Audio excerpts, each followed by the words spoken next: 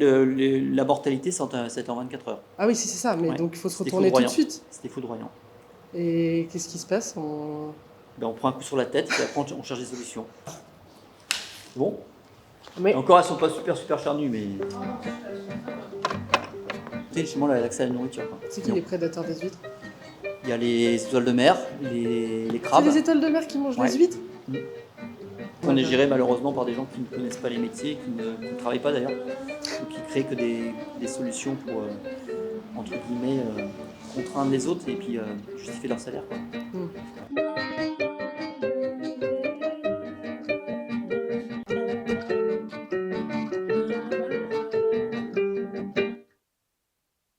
Toi, t'es indépendant, mais t'es avec d'autres gens Ouais. qui font des huîtres? Moi, je purifie les huîtres dans le bâtiment d'à côté, justement, ce qui permet d'avoir un numéro sanitaire et de pouvoir continuer à.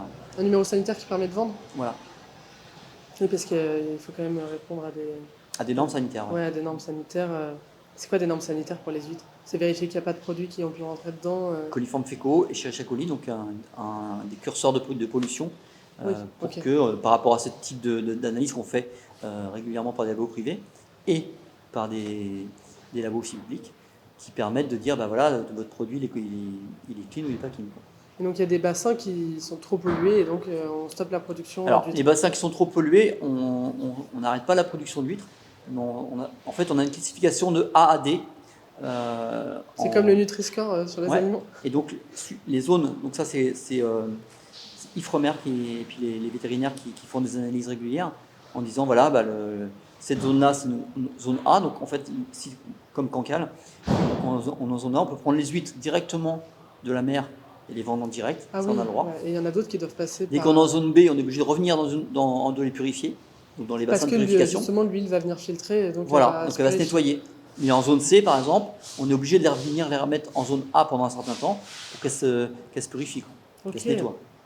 Donc en fait elle peut grandir ailleurs, mais il faut qu'à un moment elle se purifie. Voilà, tout à fait. Et on a une obligation de résultat. T'as jamais vécu en ville? Très peu. Mais déjà d'aller à Paris Oui, 3 jours tous les 15 jours. Parce que dans ce cas-là, tu fais quoi? T'as un petit hôtel? Oui, j'ai des copains. T'as des copains, j'ai plein de plans, ouais. tu bouges pour 3 jours. Et c'est quoi ces 3 jours toutes les 2 semaines? Ouais. Et ça te fait la petite balade ou c'est relou en vrai? Bah, en fait, je suis super content d'aller voir mes clients. Mais l'ambiance de la ville, c'est pas mon truc, quoi. Ah ouais. Après, je m'y fais maintenant parce que je me suis habitué aussi depuis de nombre d'années sur comment rouler, comment. Voilà. Ah, la manière de rouler, oui, c'est... Ah, Bah, on s'arrête tout le temps, quoi. Mais... Non, c'est qu'il n'y a pas de respect. Ah, y a pas de respect? Non. Pas de respect sur la conduite dans la ville? Ça roule comme. C'est celui qui va passer le premier, quoi. Voilà, donc à droite. Moi, je roule. C'est interdit de rouler à droite, mais bon, voilà. De doubler à droite, pardon. Donc, ça, c'est la première des choses, quoi. Ah, oui, les gens doublent vachement à droite? Bon, bien sûr. Et moi, je trouve que ça va. Mais j'ai jamais conduit dans Paris, même. Ouais. Et j'ai un peu peur de ce moment-là. Parce que, effectivement... Faut y aller armé, ouais. Moi, j'ai des bornes au compteur, donc. Mais je relativise, mais malgré ça, je me dis waouh. Donc tu trouves que, même en dehors de la voiture, tu trouves qu'il y a moins de respect en ville que... Oui, il y a une différence totale, oui. Il y a une différence totale parce que les gens vivent à 100 000 à ouais. l'heure et tu te dis, mais faut passer à côté de l'essentiel, quoi. Je me souviens quand j'étais en 5e, je crois, je suis allée en colo et je vais dans une boutique, j'achète un truc et la vendeuse elle me dit vous venez de Paris? Je fais, oui, mais je ne comprenais pas comment elle avait pu savoir tout de suite. Et, Vos attitudes. Mais oui, il doit y avoir Ouais. un truc où effectivement on paraît pressé tout le temps. Et c'est vrai que moi j'ai plutôt la volonté d'aller vers la campagne, vers aller plus au calme, et moi-même le bruit parisien, tout ça j'ai beaucoup de mal. Mais je sais que je suis quand même speed, je suis très speed. Là notamment je fais très attention à pas parler trop vite. Mais c'est vrai qu'on est habitué à cette pression. Ouais, c'est ça. C'est votre fonctionnement global. Donc, mais parce qu'il faut courir pour le métro, il faut courir pour ceci, il faut courir pour cela. Et en plus, en fait, quand on va trop vite, il y a un moment où on est obligé de... c'est moi d'abord, parce que sinon je vais être en retard et que... Ouais. j'ai Mais parce que les gens aussi ne se disent pas, je vais peut-être partir 10 minutes à l'avance, quoi. Et comme ça, je cours pas. Aussi. Moi, ce que je fais, C'est pas vrai. moi, quand j'anticipe la mer, nous, on a aussi des contraintes. La mer, quand c'est l'heure de descente, si vous loupez le train, la marée, elle Ah est oui, donc foutue, tu es quoi. obligé d'être en avance. Donc, C'est juste anticiper, prendre le temps de se lever avant, de préparer les choses avant. Voilà, Après, je comprends, il y a toutes les contraintes pour. Si vous avez des enfants, il faut les déposer à la crèche. Ouais, ok. Mais là, je vois quand je vais sur Taverny, livré, là, après je vais sur l'Isle-Adam, etc. Mais le vendredi matin, mais j'hallucine. Parce que les gens. Et parce que les gens, ils sont 1h30 dans les embouteillages, là. Ah oui, mais c'est vrai que les embouteillages, c'est. Et tu te dis, bah ouais, bah moi, quand j'étais à Maison Lafitte et que j'allais livrer sur Paris, Tu pars en avance pour je pas partais avoir à 5h du mat. pour pas avoir les embouteillages. Mes potes, ils me disaient, Oui, mais t'es fou? Bah non, j'arrive à Neuilly, j'étais pas sur le périph', Après, tu te c'est prends ton petit tranquille. café, t'es posé, t'attends. Voilà. Mais c'est sûr que faisais c'est une sieste, même. notion de temps. En fait, on a l'impression d'en gagner, mais derrière, Ah non. on en perd. Bien sûr. C'est toute une question de. Après, je trouve quand même que les gens sont plutôt plus gentils que ce qu'on en dit, mais c'est plus qu'on retient la personne pas cool, quoi. En général, on va retenir la personne. Les gens sont gentils quand ils sont posés en dehors, mais dans le fonctionnement global, enfin, moi j'ai une vue extérieure maintenant, donc j'en rigole des fois, je me dis, wow. L'autre jour, j'étais près de la rue de Rome, et donc j'étais sur une perpendiculaire, là, et donc il y avait l'arrivée et le départ du métro. Et là, je me suis dit, waouh. Et j'étais au feu, et je voyais les gens, et je me dis, waouh. J'avais l'impression qu'ils étaient téléguidés, quoi. C'est impressionnant, quoi. Ouais, tu trouves qu'on se robotise un petit peu Ah ouais, mais carrément. Ah ouais. Tu trouves qu'on est des machines? Bah, c'est des machines, ouais, c'est ça. Ouais. Mais parce que c'est le fonctionnement global. En dehors, après le soir, etc., c'est un changement complet. Et tu trouves qu'on échappe plus à ça quand on est dans des zones plus rurales Bah, je pense qu'on est moins contraint par les problèmes extérieurs. Nous, moi, je sais que moi, je calcule pas. Je dis, moi, je suis à tant de kilomètres, je regarde pas le temps, quoi. C'est-à-dire? À Paris, on dit pas c'est tant de kilomètres, c'est tant d'heures pour faire un trajet. Nous, bah ouais, moi j'ai 8 kilomètres, j'ai 10 kilomètres. Ah oui, vous parlez en kilomètres. Ouais. Bah oui. C'est vrai qu'on parle jamais en kilomètres. Non, mais parce que nous, on parle pas en temps. Mais parce que c'est vrai que le kilomètre, C'est rapide pour nous. il n'est pas relatif à la durée qu'on va prendre. C'est pas le même fonctionnement, quoi. Et donc, toi, tu as toujours grandi là. Donc, tu considères que tu as de la chance d'avoir. Ouais, enfin j'ai une chance, mais c'est aussi un choix, quoi. C'est aussi un choix. Il y a J'ai un moment refusé tu des te choses, poses, voilà, on n'a pas les mêmes salaires, on n'a pas tout ça, mais voilà, c'est Oui, mais après, la vie, elle suit, puisque le coût de la vie, il est quand même moins cher ici. un peu moins, mais tout ce qui est matière première, ça augmente aussi, quoi. Donc, Oui, ça augmente partout. après, nous, on est plus autonome parce qu'on produit aussi des produits à nous. Tout ce qui est légumes, etc., on a aussi accès. Enfin, moi, pour mon cas, en tout cas. Tu fais tes propres légumes? Ouais, ma femme, elle fait ça en dehors du boulot, ouais. Oui, donc en fait, c'est plus facile d'être un peu plus indépendant. On est plus en retour à la nature, ouais. On est plus en retour à la nature. Et ça a toujours été le cas? Ou c'est plus Peut-être pas pour tout le monde, hein, mais... Non, mais je veux dire, est-ce que tu as toujours eu cette volonté de justement avoir un peu tes légumes, de cette indépendance, ou c'est petit à petit l'autonomie, ouais. Autonomie, Ouais. toujours une volonté d'autonomie. Donc tu l'as préservé, tu as essayé de les garder, et tu t'es jamais dit... T'as jamais eu l'hésitation, la volonté de partir Partir, ouais, ça me dérange pas, mais pas pour aller dans une ville, hein. Ça, c'est niette. Moi, j'ai besoin de liberté, quoi. Oui, donc pour toi, la ville, c'est pas libre, quoi. Non. T'es Trop de contrainte, contraintes. trop de contraintes. Les contraintes des autres, de voir avec tout le Ouais, monde. d'ambiance, de fonctionnement qui me plaît pas. Je- Mais même... J'entends. Mais même... Très bien même d'ambiance actuelle, parce que par rapport au nombre d'années depuis que j'ai commencé à travailler, on a de moins en moins de liberté, quoi. Donc, même le pays commence à m'oppresser, quoi. Ah oui? Ah oui. Il y aurait une volonté de partir de la France? Si j'étais plus jeune, je serais déjà parti. On a plus maintenant que des contraintes et pas d'avantages, quoi. Enfin, de moins en moins. Et c'est au niveau du métier ou même de la vie du Même quotidien, dans la vie en général. par exemple? Bah, par exemple, je vois là sur Paris l'autre jour, tu te gares 2 minutes, tu prends 225 balles d'amende. On en parlait du Puis parking voilà, tout à l'heure. tu te dis bah non, quoi. J'ai envoyé un justificatif de ce qu'on appelle un rappro là, pour prouver que j'avais pris un ticket 20 minutes après, tu vois. Mais parce que le temps que je trouve le radiateur, tu vois, je suis pas du coin forcément. On descend à 202,50. Bah ouais, super les gars. Mais Et ça c'est régulier. ça veut dire que tu restes ici parce que tu as tout construit là, donc tu continues Non, moi je suis pas attaché. Mais je suis attaché à mes libertés, ouais.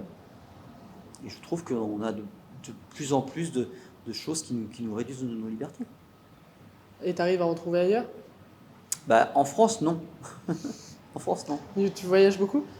Non, je voyage plus maintenant, mais si, je voyage encore un peu en Corse, mais c'est la France. C'est que je me disais, tu pars en voyage, tout ça, tu as des vacances? Je prends peu de vacances, en fait. Mais C'est moi, quoi je suis peu tout de le temps en vacances? vacances, moi. Je trouve, bah tu vois, en fait, t'es plutôt libre quand même si t'es tout le Ouais. temps en Mais vacances. je suis tout le temps en vacances parce que je suis au bord de mer. Il y a des gens qui payent pour venir au bord de mer. C'est sûr. Moi, c'est pas... Après, l'hiver, c'est très contraignant aussi, hein. Il fait beau, il fait pas chaud, etc. Il fait pas chaud à Paris non Mais plus, l'hiver. ouais, mais on est à l'abri, quoi. Nous, quand on est en mer, c'est pas Oui, la même oui, température, quoi. c'est sûr. Et quand tu es dehors, il fait bien chaud. L'hiver, ça caille, quoi. Donc, C'est plus dur l'hiver quand il fait très froid ou l'été quand il fait ah, très bah oui. chaud? Non, non, c'est compliqué quand c'est froid. Ah ouais? C'est parce que le vent marin est vraiment. Oui, puis on a de la gelée, on a tout ça, hein. Dès que tu es dans le milieu marin, c'est très agressif, hein. Donc, non, non, l'été, c'est top. On est en vacances. Ok, donc c'est. Ouais. Mais les huîtres, elles ont des. Comment dire? Est-ce que c'est comme un champ qui a une période un peu plus tranquille? Ou c'est. Parce que là, comme tu m'as dit que c'était 4 ans, une huître, ça veut dire que ça Bah, s'arrête t'as jamais toujours en fait. Ouais, l'été, c'est un peu plus tranquille. L'été, c'est plus tranquille? Un peu plus tranquille, ouais, parce que on a beaucoup de virages de poche, donc le secouage des poches, etc. Mais on a quand même toujours du travail, quoi. Il y a Et toujours des choses. c'est rare, je trouve, dans les métiers d'agriculture. C'est pas de l'agriculture, mais on entend, on s'entend. Souvent, la grosse période, c'est l'été. Et là, c'est l'inverse. Ouais, C'est pas fréquent. non. La grosse période, c'est l'hiver, parce que c'est La grosse commercial période, c'est l'hiver. au Oui, niveau commercial. donc c'est l'inverse. Donc en fait, vous êtes quand même en décalé. Et puis ça reste un produit qui, qui supporte mal les fluctuations de température importantes. Donc on les sort de l'eau où l'eau est à 20 degrés. S'il fait 40 au soleil, Ah oui, donc s'il fait trop chaud, faut virer toutes les huîtres. non, c'est pas en automatique, mais si c'est répété souvent, c'est plus compliqué, quoi. Un Mais coup d'orage, ça peut les flinguer même dans les bassins et d'eau, parce quoi. qu'en plus, j'ai l'impression, enfin je sais pas comment c'est à Cancale, mais nous à Paris, on a eu que des fluctuations de temps dernièrement. Donc ça, c'est pas bon du tout pour les huîtres. Elles aiment pas, non. Et donc ça, Au niveau conservation, quand je livre sur Paris, par exemple, euh, j'ouvre les portes parce que c'est quand même mon frigo, je referme, bah, il y a des fluctuations de température répétées. Il y en a qui peuvent enfin, des huîtres qui peuvent avoir du mal à supporter, quoi. ça vit combien de temps en dehors de l'eau une huître? Ça peut vivre un mois, Un mais à mois? température constante, c'est-à-dire qu'on descend la température, par exemple, si on le met en chambre froide à 4 degrés, on descend la température du cœur. Si la poche de glycogène, que je te parlais tout de suite pour la réserve de sucre, est assez importante, Oui, elle vit sur ses réserves. En fait, elle vit comme une marmotte. Tout simplement.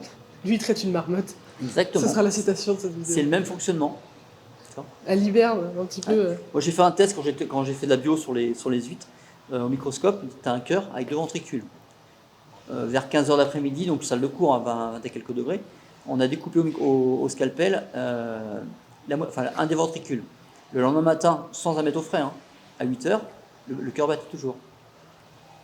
Parce que Bah, elle était résistante. c'est très résistant une huître.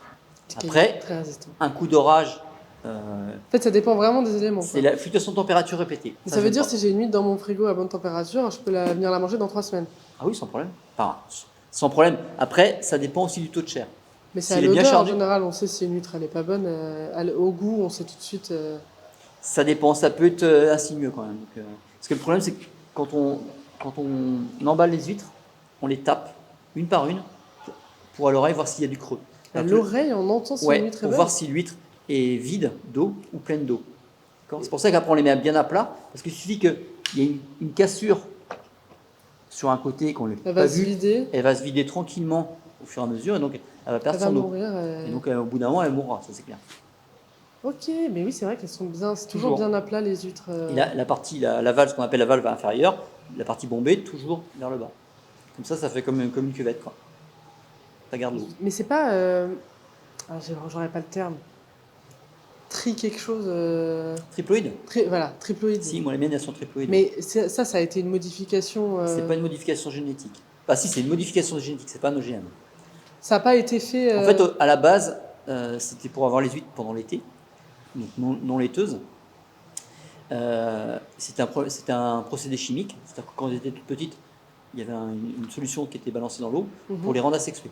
Mhm. Et donc après, l'Ifremer a créé ce qu'on appelle un tétraploïde, 4 chromosomes, avec une naturelle qui s'appelle une diploïde qui a 2 chromosomes. Mhm. Ça fait 6 chromosomes, divisé par 2, ça fait 3 chromosomes, donc une triploïde. Mais le saumon est triploïde, les bananes sont triploïdes. Mais c'est nous qui les avons rendus triploïdes? Bien sûr, Oui. bien sûr. Mais Donc, c'est parce que ça les rend plus. alors l'avantage, c'est que ça ne crée pas. L'huile Gilardo, par exemple, c'est 100% triploïde, qui est quand même la référence française, Mhm. au niveau qualité et tout. Et je croyais qu'il y avait que du triploïde. Moi, je savais pas qu'il y en Non, avait non, il y a, encore. je dirais qu'il y a peut-être entre 30 et 50% de triploïde. Après, Ah le oui, gros, c'est c'est pas du naturel. tout la majorité. Non. Ok. Après, l'avantage, c'est que toute la période printemps où elle dépense de l'énergie pour créer des produits sexués, là, elle dépense de l'énergie pour sa coquille et pour mettre en réserve. D'accord. Mhm. Parce qu'en fait, ce qui se passe, c'est qu'au mois d'août, une naturelle, tous ces produits sexués, hop, elle les éjecte. Donc là, elle maigrit. Donc là, après, il faut qu'elle reprenne un certain laps de temps pour redevenir charnue. Donc, c'est pas du tout le même produit. Et donc en fait, c'est vraiment un produit que tu as appris à connaître. Oui, alors après, la triploïde, c'est un super avantage pour ceux qui travaillent les huîtres. Parce que tu ne travailles pas une huître triploïde comme tu travailles une naturelle. C'est-à-dire que tu as beaucoup plus de travail parce que tu as une croissance qui est plus importante aussi. Quoi. Mhm. Donc, Donc, il y a plus d'éléments à maîtriser. exactement. Et si tu tombes sur un reportage à la télé sur les huîtres, ou si tu regardes une interview sur les huîtres, euh, tu trouves que ce qui est communiqué sur le monde de l'ostréiculture, c'est plutôt juste? Je regarde peu d'émissions. Après, pour l'instant, les seules émissions qui sortent depuis quelques années, c'est à charge, c'est sur la Ça maladie, charge sur les huîtres? c'est sur la maladie de l'huître. Mhm. Alors, il faut juste savoir que l'huître, pour l'instant, n'est pas malade. C'est juste les stations d'épuration qui débordent. Et Sympa. donc, qui viennent polluer le milieu naturel avec ce qu'on appelle le norovirus. Alors, En gros, c'est des gens qui disent il faut plus manger de huîtres parce que c'est mauvais pour votre santé.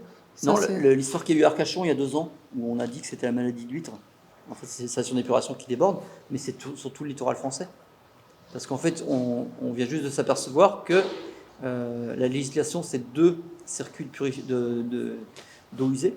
Donc, l'eau usée de votre maison et l'eau de pluie, qui doit être séparée. C'est dommage, ça va dans le même tuyau. Donc, dès qu'il y a une pluviométrie, ça déborde. Avant, ça ne se voyait pas trop parce que on parlait tout à l'heure de mutation de population sur la côte. En Bretagne, par exemple, il y a 500 000 personnes qui sont arrivées, 400 000 sur la côte. Normal, les gens ont construit leur maison il y a quelques années, ils viennent en retraite, donc maintenant ils sont là à l'année. Donc avant, ils venaient que l'été où il y a quand même beaucoup moins de pluviométrie, donc peu de débordements de stations d'épuration. Là, il s'avère que maintenant, il y en a régulièrement. Et si en plus on est face à un problème sanitaire style gastro-entérite, donc le virus de la gastro qui est le Ça déborde et norovirus, on dit que c'est l'huître. l'huître étant un filtreur, elle filtre l'eau, et donc là, elle tombe, elle donne, elle emmène le norovirus va être Oui, ingéré transmis, par l'humain, par et on l'huître. va dire que c'est l'huître. Voilà, tout à Mais fait. ils disent que c'est l'huître parce que c'est plus simple de dire que c'est l'huître plutôt que c'est les stations qui marchent pas bien ou Ah bah oui, parce que c'est ils veulent pas dire quel est le vrai problème. Bah bien sûr que non. Donc c'est pour ça. Mais voilà, Ça va un des retomber sur exemples l'huître. de liberté en France, c'est ça aussi. Même la liberté d'expression, on a du mal à l'avoir. Je me demandais, dans tout le monde ambiant où il y a beaucoup cette notion de bio, de naturel, est-ce qu'il y a des huîtres qui sont considérées bio Ouais, il y a une appellation bio. Ouais. sur les huîtres? Ouais. Alors, faut là, obligation d'avoir une huître naturelle. Donc t'as pas le droit d'avoir du triploïde? Non. Il y avait même jusqu'à une époque, ça allait assez loin parce que ça poussait même à séparer les bassins. C'était risible parce que ça veut dire qu'il n'y a pas de contact entre les parcs. Mhm. Parce que l'eau de mer est quand même. On n'a pas construit des murs autour des parcs. Ouais. Pas encore en tout cas. Donc c'était assez risible. Après, moi, l'histoire de bio ou pas bio, moi je suis plutôt pour une agriculture raisonnée. Mhm. Parce que les gens, quand ils feront un petit peu d'élevage, ils comprendront que des fois on est quand même obligé d'intervenir un peu pour protéger les cultures. Et c'est ça, en vrai, en réalité, le bio, très régulièrement, ils ont besoin d'utiliser des produits. Bien sûr. Donc en fait, quand on ne s'y connaît pas du tout, on s'imagine que le bio est parfaitement bio. En fait, le bio a souvent besoin de certains... Et entre le bio français et certaines le bio étranger, c'est pas le même. C'est risible.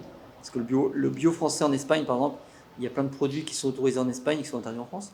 mais l'appellation bio arrive en France.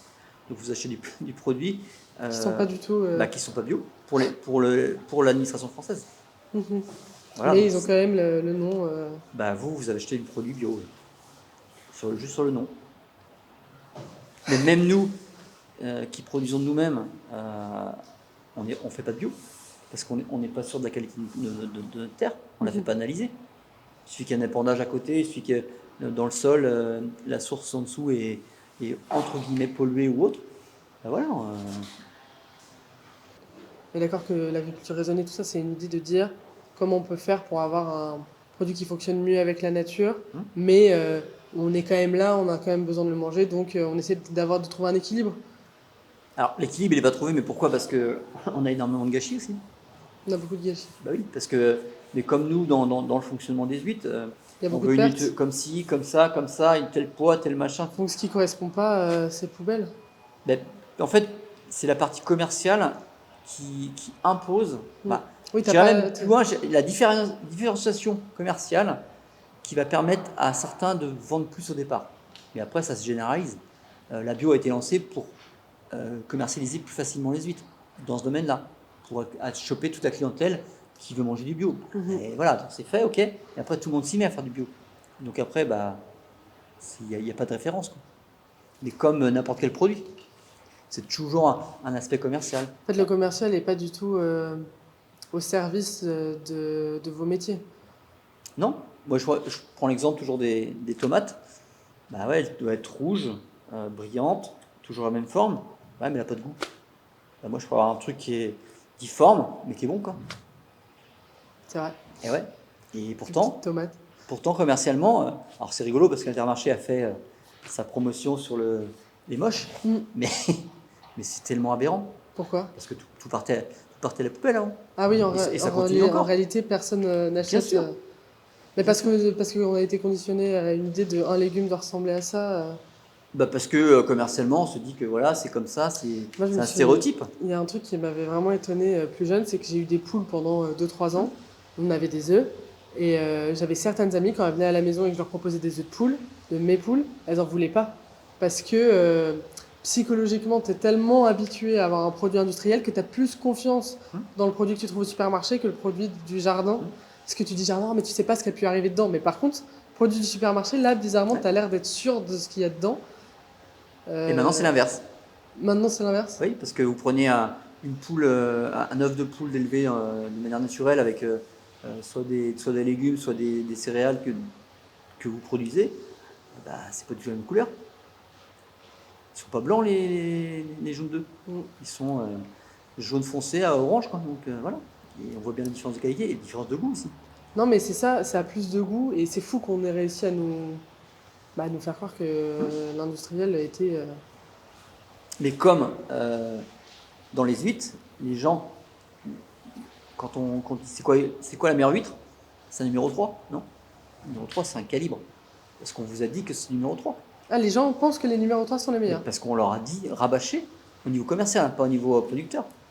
Moi, j'ai plein de Plein de gens copains qui disent je veux que des numéros qui 3. au début, parce que moi, à chaque fois, j'emmène du numéro 2 parce que je trouve que c'est un très bon compromis. Et au début, on veut du 3. Ok, goûte. Ok, du 2. Maintenant, ils sont tous à du 1. Ils ne reviennent plus sur du 2. Donc, un produit encore plus gros, parce qu'ils ont compris que c'était plus charnu et que c'était un goût complètement différent. Quitte à la couper par la moitié, c'est pas grave. C'est vraiment un goût différent. Donc, c'est une habitude de culinaire.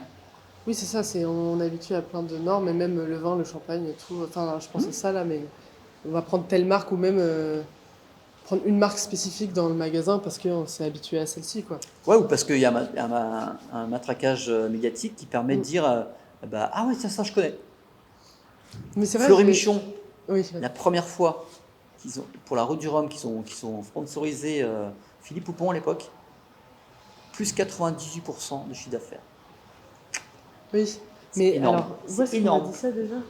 Que Coca-Cola, ils ont arrêté de faire de la pub à un moment, à une période, Ils ont en plus se disant. Ils ont plus besoin. Non, justement, en se disant on n'en a plus besoin. Ouais. Il y a eu une chute énorme, alors que tout le monde connaît le produit Coca. Ouais, c'est étonnant, ouais. Et ils ont arrêté la pub et il y a eu une chute et donc ils ont repris les pubs. Donc en fait, c'est vraiment. Si on n'a pas le produit qui est tout le temps mis devant nos yeux, en supermarché, on ne va pas prendre celui-ci. Et Et je trouve ça fou, quand même, qu'on ait réussi à être de la même manière, les séries. Je vois régulièrement, en fait, ils boivent tout le temps du café. Tout le temps, tout le temps, tout le temps. Et donc, en fait, on s'imagine que quand on est posé, et je suis la première avec ça, quand on est posé, ben, on a envie d'un café parce que ben, on le voit partout.